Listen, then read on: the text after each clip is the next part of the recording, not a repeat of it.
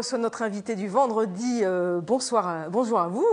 Merci de votre accueil. Alors Claudine Salomon-Moutot, vous êtes la présidente des Fêtes de Thaly, c'est une association et vous organisez plein de choses, mais notamment 2 concerts samedi 3 et dimanche 4.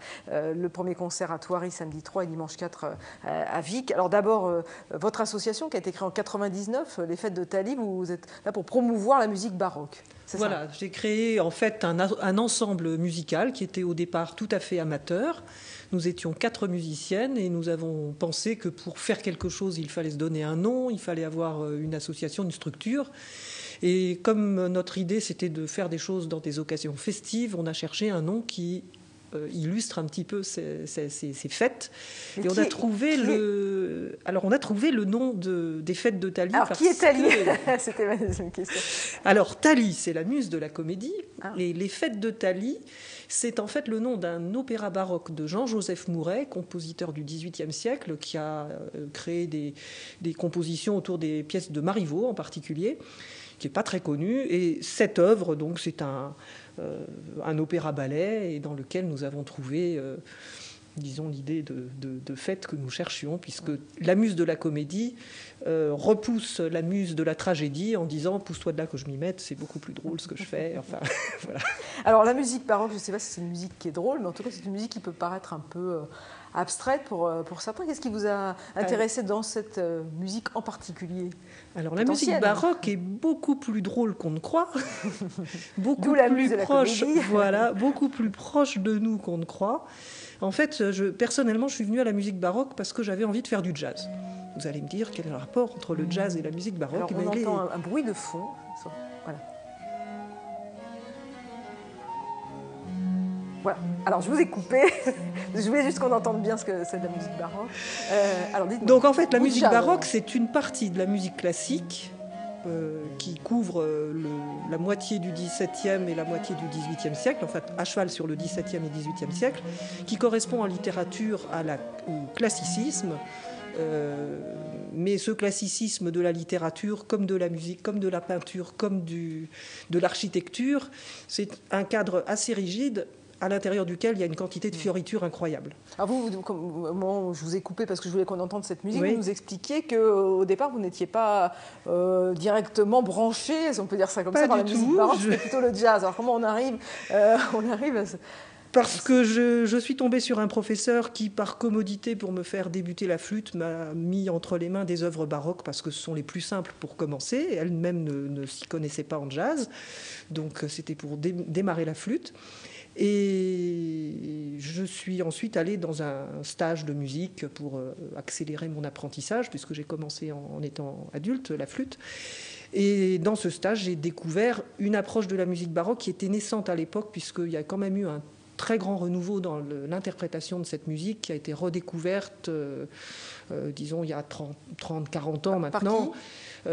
Pour citer des ensembles très connus, il y a l'ensemble de Gustave Léonard, l'ensemble de Nicolas Haussard-Doncourt qui ont fait énormément. Donc il y a une évolution au sein même de la musique dans l'approche. L'approche de cette musique, en utilisant des instruments anciens, en replongeant un peu dans les traités pour comprendre l'état d'esprit des musiciens de l'époque. Et il y a une très grande analogie avec le jazz dans la mesure où beaucoup de cette musique n'est pas complètement écrite. C'est-à-dire qu'il y a par exemple la basse, qui est la fondamentale de la musique, qui est écrite avec des chiffrages qui ne sont pas les mêmes qu'en jazz, mais qui ressemblent beaucoup. Et à l'intérieur de ça, le musicien a une grande liberté d'interprétation. Alors c'est vrai qu'on peut faire des buffs en musique baroque comme on fait des buffs en jazz, non? Absolument. Et les parties de dessus, donc les parties, les mélodies, si vous voulez, sont écrites souvent de façon très épurée et laissent à l'interprète la possibilité d'ajouter des ornements qui sont en fait comme l'improvisation en jazz. Alors c'est codifié, il y a des grandes différences selon les compositeurs, que ce soit de la musique française, italienne, allemande, etc. Il y a eu beaucoup de courants, mais dans l'ensemble, c'est une musique qui laisse une grande liberté.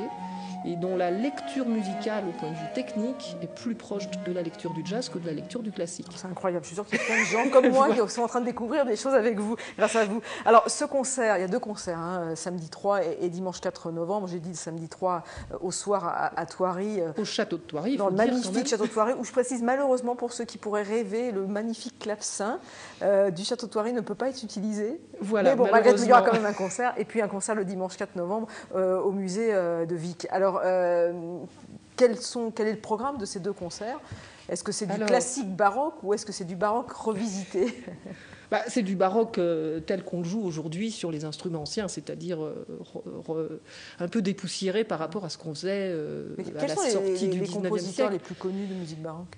Alors les plus connus, Jean-Sébastien Bach, Vivaldi, Rameau, Couperin, que dire encore pour citer ceux qui sont là au programme, mais en fait on tourne autour de ceux-là d'ailleurs, parce qu'on a orienté le programme sur le tricentenaire de la naissance de Jean-Jacques Rousseau, qui n'est pas quelqu'un forcément de très drôle, mais qui a fait de la musique et qui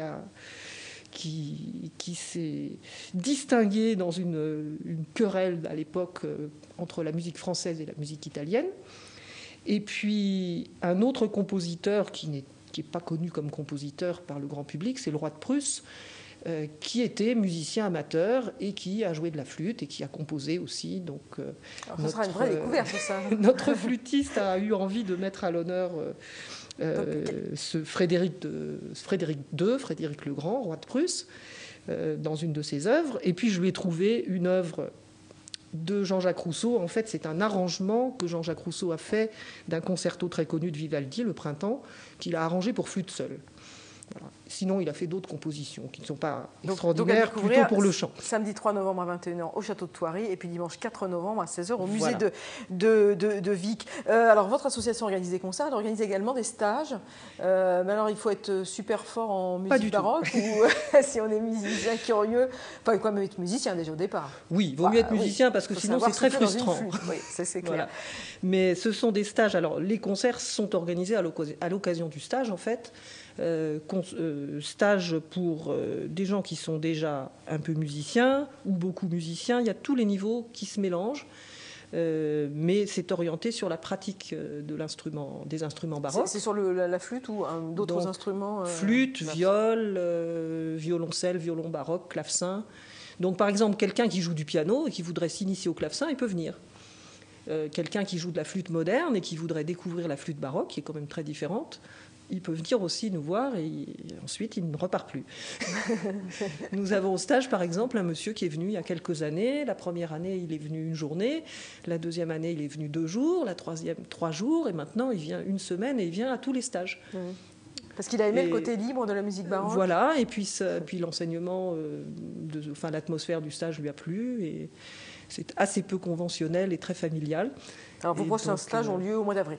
Alors le prochain, oui, au mois d'avril. Du 25 avril au 5 mai, donc là on a le temps, tout est sur Internet. Voilà. Tout à fait, les fêtes de Thaly.org. Merci beaucoup d'être venu sur notre plateau pour nous parler de cette musique si particulière. Je pense qu'on a beaucoup appris de choses avec vous aujourd'hui. Merci beaucoup. Si vous voulez en savoir plus, n'hésitez pas à aller sur le site et puis à recevoir les nouvelles. Voilà. Et surtout à venir au concert. Et ben voilà, les concerts, le site, tout est inscrit sur l'écran si nos téléspectateurs veulent se renseigner. Merci beaucoup à vous, Claudine Salomon. Merci à vous.